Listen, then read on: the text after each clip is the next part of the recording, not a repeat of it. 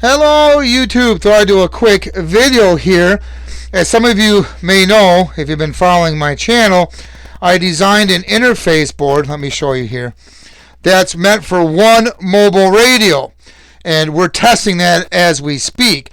Well, the other night, I thought, well, can I add some circuitry and modify this to do two radios like a repeater? So that's what I've been kind of doing.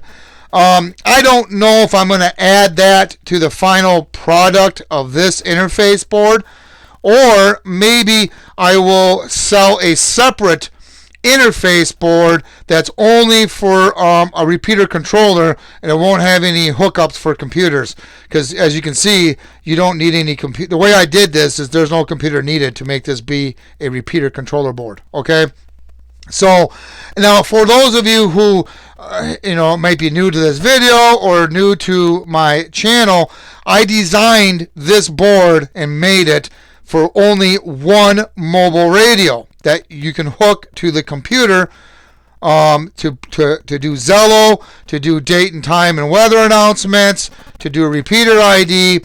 And you're probably thinking, well, why would a person want to do that? Well, there may be a repeater that you cannot get online due to the repeater's in a bad location, it doesn't have good cell service, or maybe the repeater does not have hookups on it so you can get it online, meaning no data port and back, or the repeater might be at a very tough location, like on a mountain, and you just can't get to it very easily. This will let you wirelessly get that repeater online by programming the radio to that repeater frequency. And as long as you're within range of that repeater, you can get any repeater online as long as you can program it into the radio that the board is designed for. In this case, the Retevis RT9000D or the TYT9000D or the Alinco DR-438 model. One of those three is what this board is designed to do. So now, to get back to the dual radio setup here, I'm going to kind of show you what I got. And again, I don't know if I'm going to add this to the main board of this when I'm finally done with it. Obviously, I'll let you know if I do. Or maybe perhaps I'll make a separate board that's just a repeater controller board without any hookups for Zello and all that stuff. Maybe just be date and time or something. I don't know. We'll kind of see what, I'm not sure. But I'm going to show you here what I'm going to do. We're going to do like an audio test. And what I have is obviously these radios are programmed to the repeater frequency. This is a repeater now. I do have, this one is transmit, which is on a dummy load. The bottom radio is receive, which I have no antenna hooked up whatsoever. I don't need to, being this close. And just to let you know, being this close, I'm going to have a ton of feedback, but you'll get the point. So, I have these radios programmed. Now, like I said, this top one's transmit and this bottom one's a receive. Matter of fact, I'm even using one's a Retevis and one's a TYT. So, at any rate, so what I'm going to do first is I'm going to show you. Let's go ahead and set this right here.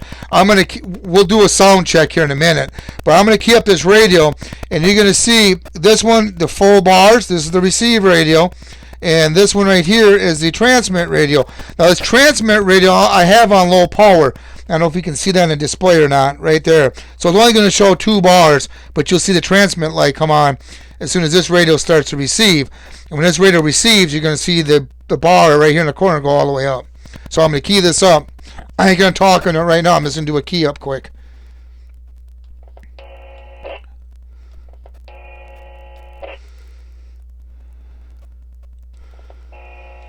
Okay, so yeah, it's working fairly decent. Now we're going to do an audio check. Now, this is going to be a little tricky because, one, I'm way too close with all this radio gear, but I'm wearing a headset to make this video.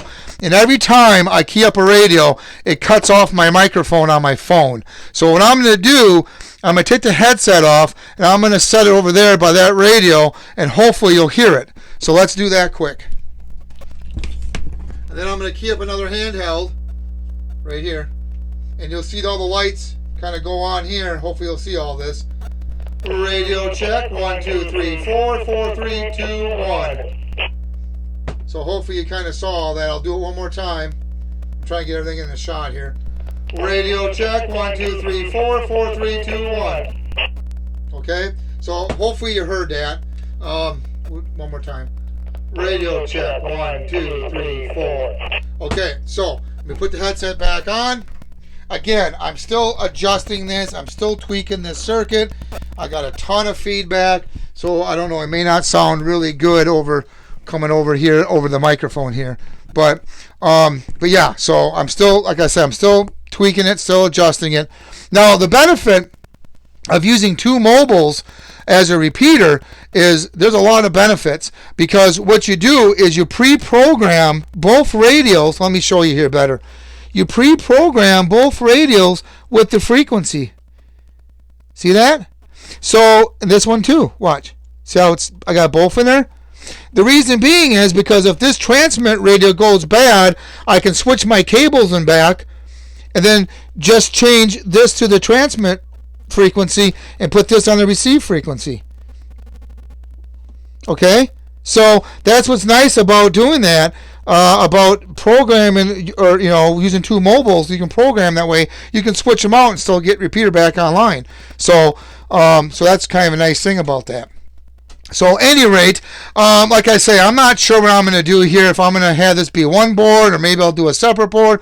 But at any rate, put in the comments what you think, and any other comments, please post them down below. Please subscribe. Thank you, and have a good day.